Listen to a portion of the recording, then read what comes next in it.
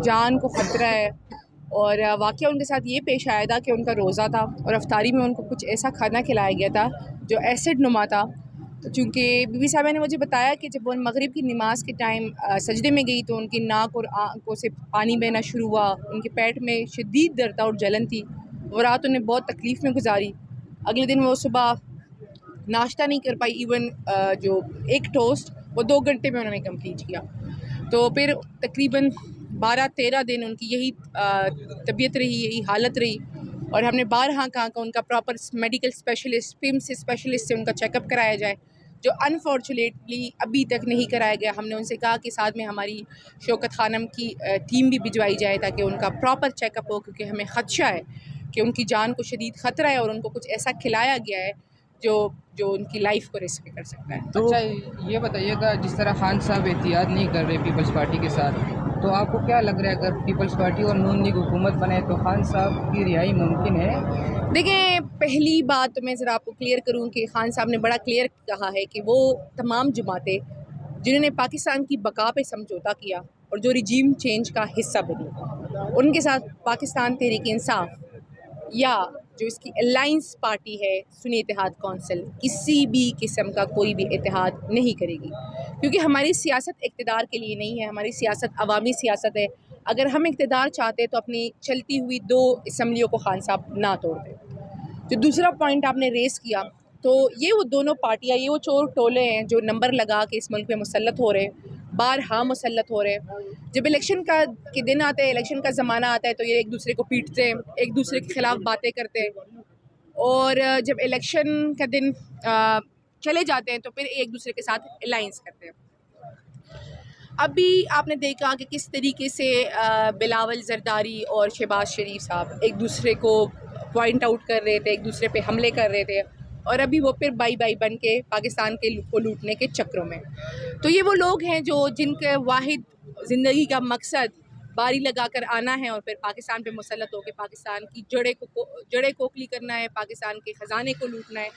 तो हम तो पाकिस्तान के हम पाकिस्तान के अवाम से और पाकिस्तान के अवाम हमारे साथ है।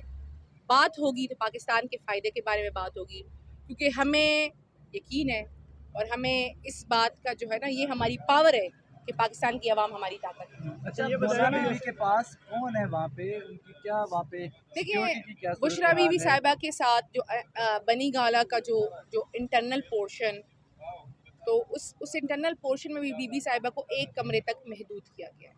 जो इंटरनल पोर्शन है वहाँ पे अडियाला जेल का स्टाफ सही है, और जो बाहर है वो सारा इस्लामाबाद पुलिस की सिक्योरिटी में। मौलाना साहब के साथ कोई इतिहाद हो सकता है आपका? देखिए, मौलाना साहब ने भरपूर रोल प्ले किया था रिजीम चेंज में, पहली बात।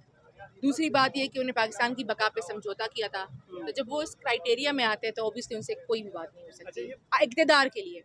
अगर हमारी बात हो रही हो, जिस तरीके से ये अफवाहें चली थी जब असद कैसर साहब ने मुलाकातें की, तो वो एक ही चीज़ पे हो रही थी कि पाकिस्तान की में पहली मरतबा मैंडेट पे डाका डाला गया है। धांधली नहीं हुई है, मैंडेट पे डाका डाला गया है। पाकिस्तान की आवाम को आज तक लीगली इतना शऊर नहीं था कि फॉर्म 45, 47 और 49 क्या होते हैं। इस इलेक्शन ने उन्हें समझा दिया और उन्हें बताया किस तरीके से मैंडेट पे डाका डाला गया। तो मैंडेट के लिए हम तमाम पॉलिटिकल पार्टी से बात कर रहे हैं, इक़्तिदार के लिए हम किसी से बात नहीं कर रहे। हफ्ते के रोज तहरीक इंसाफ एहतजाज की कॉल दे रही है, तो फिर क्या लगता है कौन कौन निकलेगा, या सिर्फ आवाम ही निकलेगी? क़यादत तो वैसे ही छुपी हुई है। पहली बात तो ये है कि जो पाकिस्तान तहरीक इंसाफ की तमाम तर क़यादत जीत कर असम्बलियों में आ गई है। तो मुझे नहीं पता कि आप किस क़यादत की बात कर रहे हैं जो छुपी हुई है। मेरे ख्याल से आपकी इन्फॉर्मेशन गलत है।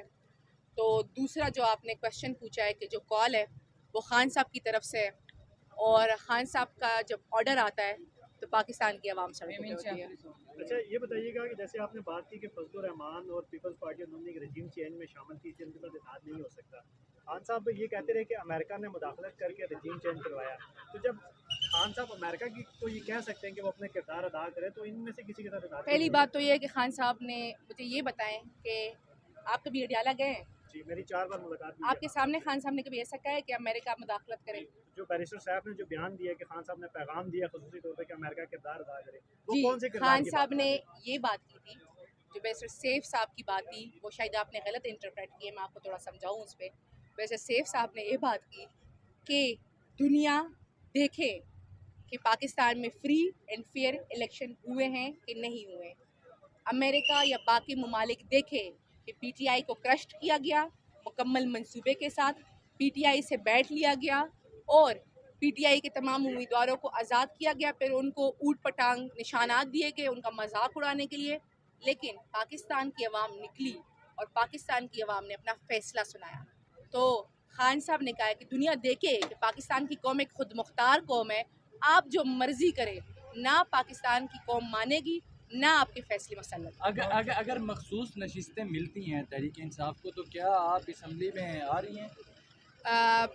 आप अगर मुझसे सवाल पूछ रहे हैं तो सवाल का जवाब ये है कि मैं मखसूस नशिस्तों पे प्रायोरिटी नंबर 1 पे हूँ।